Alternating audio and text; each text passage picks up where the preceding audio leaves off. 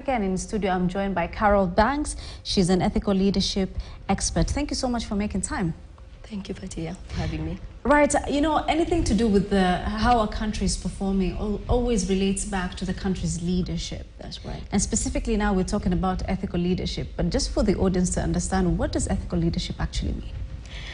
I think without using jargon or trying to sound like it's a big deal, ethical leadership or ethics is just a set of guidelines and not rules, really, that a leader will use to reflect on exactly how they are leading.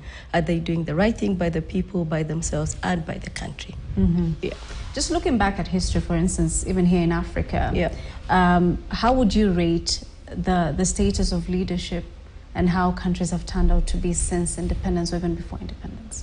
I'll just backtrack a bit to where we are as Africa and how we came to be where we are. If you look at the 1800s, when our great-great-grandparents lived, Africa was one. And then came the colonialists that divided Africa. And they did it not from a point of knowing exactly how the geographies would look like. They didn't think about the tribes. They didn't think about families. So Africa was divided by people who did not really understand Africa. And that left us in a place where some tribes became different. It went to different countries. And that became really a big deal as far as leadership is concerned, because you find that in Ethiopia, for example, Sudan, Kenya, Somali, we have tribes that are actually one tribe, once one tribe, but they are now divided. Now, if you look at now the dynamics of where Africa is, we were divided, but it was for the benefit of the colonialists to be able to rule us. So they divided us so they could conquer and rule us. Now, where we find ourselves is in a place where we are still propagating the same kind of mentality that they left in Africa. They manipulated us. And this one is a big one. They were corrupt because they used corruption and bribery to divide the leaders in Africa. And we are propagating the exact same things, but hoping to get different results. Did African leaders then adopt the corrupt behaviors from the colonizers, or what you're saying also? I'm basically saying that we learned corruption from the best. Right. Yes. Africans were selfless people. If you read the history of Africa, Africa was all about sharing. We were very communal. So the element of colonization introduced a lot of me and myself mentality, where a lot of selfishness came in. Africans traditionally were very, very selfless people. They cared about each other. People didn't really think about individualism as the greatest achievement. Africans were always a very collective people. Yeah. I mean, looking at this year, 2024, there are a lot of elections that are coming up in Africa.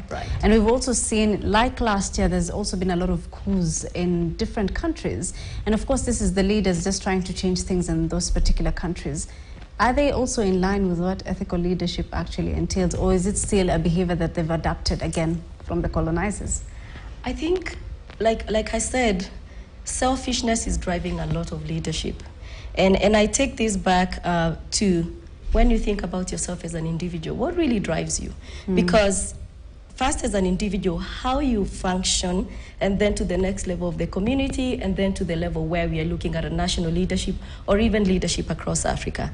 Everyone is focusing on me getting to where I want to go. So as much as we are seeing a lot of people trying to change things across Africa, there's still a lot of question marks on, are you trying to change it because you feel you've not had the opportunity to take something for yourself?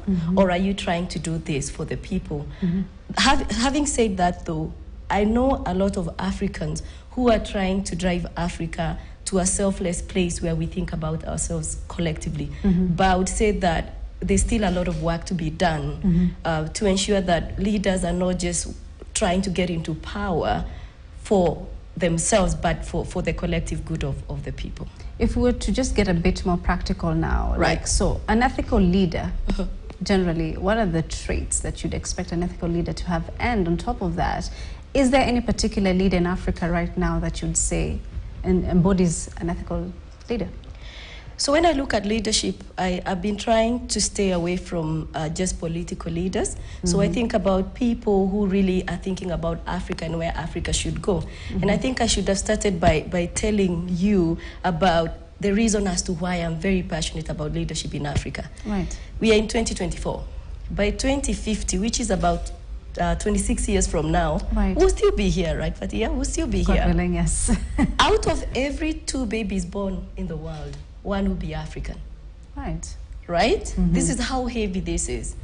And then second, by 2100, 50% of the global population will be African. And is this according to statistics? Yes, this is according to statistics. I follow the Africa Development Bank very, very closely. And of course, the Africa Development Bank president is very passionate about Africa. So there's been a lot of, research and looking into the future of Africa as far as the AFDB is concerned. Right. Now, in 2100, will be half the population, the global population, half of it will be African. And if you look at countries like Nigeria, for example, which should be the superpower of Africa, it will be the 3rd most populous country after China and India. That needs to really have our leaders really thinking not about their respective countries, but Africa as a whole. Because if, for example, things turn around in Nigeria, it means we have a superpower for Africa. And the rest of the African countries can pretty much, borrow and depend on our big brother. So when you talk about the qualities of an ethical leader, I think one of the key areas and the things that we really need to think about is selflessness. Leaders are servants, right, not bosses. Anybody that's a boss is not a leader. So we need to think about our leadership style as servants of the people as opposed to the bosses of the people. So the first thing a leader needs to think about is how does it benefit the people that elected me or the people that I am leading. So selflessness for me, I'll say, is number 1. Number 2, I think we all need to be kind, especially leaders, because the decisions that you make as a leader pretty much affect the trajectory of everyone that you're leading. And I think they also need to be futuristic. They need to think about the future. I have this feeling that most of our leaders, and I'm talking about any level of leadership, very few leaders think about tomorrow. Very few leaders will be thinking about the generations to come. If we are wasteful today, if we are corrupt today, if we are borrowing heavily today, what will the future look just in another 20 years? Like I said, the population of Africa, for every 2 babies being African, right, what are we going to do with our youth? Currently, 60% of our youth are unemployed. Now, what are we going to do with them in the next few years? It might even be worse. The statistics might get worse. So I think futuristic leader, one that is selfless, one that really is a servant of the people, and one that's kind enough to think about somebody else and not just themselves, is one of those are some of the key, some of the key elements of a leader that I would consider to be a good leader. You said 60% of the youth, especially here in Africa. Are you seeing any traits, or what you're talking about, qualities in the current young population that we have in terms of leadership? I would say I have seen some young African leaders who are really trying to mentor young people. However, there's a challenge here. And when I say we, I mean people my age and beyond, we have been modeling the wrong things to the young people. The get-rich kind of mentality where there's no foundation. We take our children to school, but the education really, I don't know how grounded we are as a people. I feel that, I always give this example. If you're building a building like KICC, what people see is just what took a very short time to build. But if you think about the foundation that KICC sits on, it possibly took longer and was much more expensive than the building that we see today. So I feel that as much as there's a lot of positive things coming, we need to do a better job at getting our youth grounded. There's the mentality, and especially with the technology right now and social media, there's a picture that's being painted of the sooner you get rich, the better. But people don't ask themselves, and then after. Quick. And if that crumbles, if you go on LinkedIn, if you go on Instagram and Facebook, there's a lot of, competition on how many likes you get, how many comments you get, how popular you are on social media. Now, the minute one person posts something negative about that big personality on social media, we bring them down. But if they have a foundation that is really right. The ones who are really well grounded, they don't go anywhere. But the ones who just woke up and started doing small little things and quickly they became popular, they go down. And there's depression and a lot of mental health issues. So I think we need to spend a little bit more time building credible youth, and that has to start early. We need to start teaching ethics to children before they even know who they are. Cheating in exams can look like a very small thing, but that becomes a massive thing, because if a child is cheating in an exam, what do you expect them to do at the workplace? Right, because that was supposed to be my next question in terms of the foundation that you're talking about. Right. Education is very important. So something like ethical leadership, should it now be introduced to schools? And from what age should children start learning about it? I'll tell you, children come in with some element of what is ethical, what is right and what is wrong. I was in a session where we were discussing my book on ethical leadership, and one person said, when you find children playing, very, very young children, and one of the kids does something, one shouts, "That's not fair." Fair on what grounds? This is a 3-4-year-old already using the term fair and fair. So children come with a foundation already on what is right and what is wrong. Then they get out there, and the socialization and outsiders start to feel them in, whether it's teachers or their neighbors, whatever it is. I think we need to start as early as when children just join school. We need to have an element of ethical and ethics being taught to these children in a very small little kind of age-appropriate content. And if you look at how that builds up, is doing the right thing when nobody's watching. Right. So a child knows that it doesn't matter whether I am by myself or I am in a class where there's a teacher. What this says is, I do the right thing even when nobody's watching. So we are not building a generation where we need policemen with guns to supervise national exams. Right. Yeah? Right. So we train the child in every stage, at every stage, to do the right thing. And I think being ethical is, how you know somebody's ethical is when they do something right, when there's no supervision and there's nobody watching. Right. Yeah. That definitely is a long-term solution. But let's talk about something like corruption in the continent. Corruption is deeply rooted in our leadership across the continent, even globally, if I may say. Right. I mean, from where you sit, then, what would be some of the solutions that you think ethical leadership would offer practically when it comes to corruption? I think, again, it's taking back that responsibility to the person as an individual. Many times I ask my friends, if you are not corrupt, I am not corrupt, our other friends are not corrupt, how then collectively are we going to have a corrupt country, for example?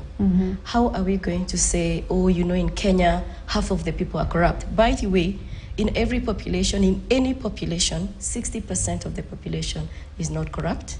20% is ish-ish. They're here one time, depending on the situation. And then 20% is, we can say they are corrupt. So I think the challenge is, how do we have the 20% that's in between to join the 60%? Then we have an 80% of people who cannot be corrupted, and the 20% is just a matter of time because the majority will win. So I think when I look at ethics and ethical leadership, I want to challenge people to be ethical as individuals. Then there will be nobody to bribe the other person, because if out of every 5 people, let's even say out of every 5 Kenyans, 3 are not corrupt, the 2 will find it very difficult to be corrupt, because either they'll be meeting consistently people who cannot be corrupted, or they'll be called out. So I think taking personal responsibility is where it's at. Don't you think, though, to be honest, the lack of not having enough or resources sometimes, away from just the leaders, just talking about the ordinary African, the lack of not having certain things leads someone to get into that kind of position? But it's also the question, lack of, based on what standard? Right. Right? Because, for example, I have food on the table, I have shelter, I have, let's say, bare minimum. Do you know that those kind of people rarely are the ones corrupting the system? It's the people with, let's say, quote unquote, with everything. Right. They'll be out there doing more to get more and doing the wrong thing. So I would say it really not based on what people have or do not have. It's just a mentality that we all really need to reevaluate ourselves, because when is enough enough? Right. The people with the opportunities to be corrupt are not really the people without. The people without are people who really even beg for help. But the people, I have many more opportunities to be corrupt than somebody from my village. Right. Because who are they trying to corrupt? The chief? For what? What would the chief really give them? It's people who are really beyond the basic needs that I see. In my opinion, again, those are the people I see with many more opportunities to be corrupt. And again, it's a choice. Let's talk about ethical leadership, specifically in Kenya, as someone who's an expert when it comes to this. I mean, we just had the elections in 2022. There's a new leadership in place. Right. Do you think, as a country, we are practicing any form of ethical leadership? Again, we have a long way to go. We have people who in Kenya are really doing their best to deliver what it is that they should be delivering. And I always like to say that everybody is an individual. So if we were all to start throwing stones at the leaders that we have, we must remember that it's a reflection of the people that we are, because they did not get themselves where they are today. So any gaps that we see, because we do have gaps, it's a reflection of the people that we are, where we think that the next leader, whatever it is that they had, whatever it is that the previous leader had, we also want it. Or where we think that, you know, if I get the opportunity, the tenders and everything, you find that most of our leaders are well-meaning and they are good people. Right. But there's just a lot of pressure from different places that we'll possibly not be able to see. And that's why I keep saying that we need to stay away from stoning a leader without really understanding exactly where this is coming from. As a people, collectively, we've come together, we've gone into an election, we've given that person the mandate to lead us. What kind of people are we to be led? Right. So when there's an opportunity to be corrupt, and you're a person that's under the leader or under another leader, how do you react? If your answer is yes, you want the opportunity, then there's no difference between you and the leader that you think is in the limelight that is corrupt. And it's an individual choice that we all have to make, but collectively, we must really do better. Right. Yeah. Okay, as we wrap up the interview, how do you see the future of Africa when it comes to leadership, specifically ethical leadership? Are we going to get there? If we continue with the conversations we are having, if we have people, more people, courageous enough to support young people, because we always want to go up, but we forget that where we are coming from is really where it all starts. Right. For example, if you look at the population of Africa, I mean, the biggest population in Africa is young people. I think there's a lot of hope, because in a country or on a continent where we have so many young people, it's hope. That is hope. So we've got the capacity to get the work done. We have people that can get into technology, build in agriculture. So there's a lot of hope. But I think I would challenge my generation and beyond to think more about the youth, because we are thinking about big things, but we are forgetting that in 20 years, like I said, if we have those many Africans, the people who are behind us will be the ones leading. In 20 years, that will be of no use when it comes to the workplace, you know, developing some of the leadership paths that will be taken will be the younger generation. So we need to really be thoughtful, and we need to think more about the younger generation as opposed to thinking of where we are going. We must carry them along with us. Right. Yeah. This has been an enriching conversation. Thank you so much. I appreciate. That is Carol Banks. We were talking about evaluating ethical leadership in Africa. Thank you so much for your time. Right. I want us to take a short commercial break here on Africa Speaks, but we'll be back with more stories just right after this break. Stay with us.